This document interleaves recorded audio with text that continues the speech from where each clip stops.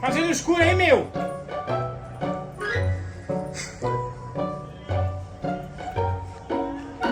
O bicho é bruto, gente.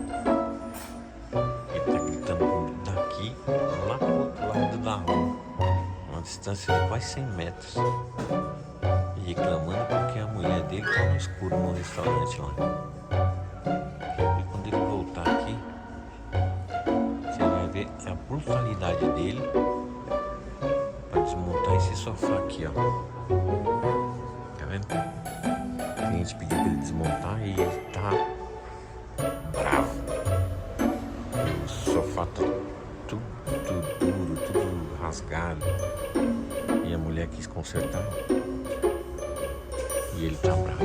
Bravo. Tá vendo aí agora? Vai. Ô, Mary, o que você tá fazendo aí?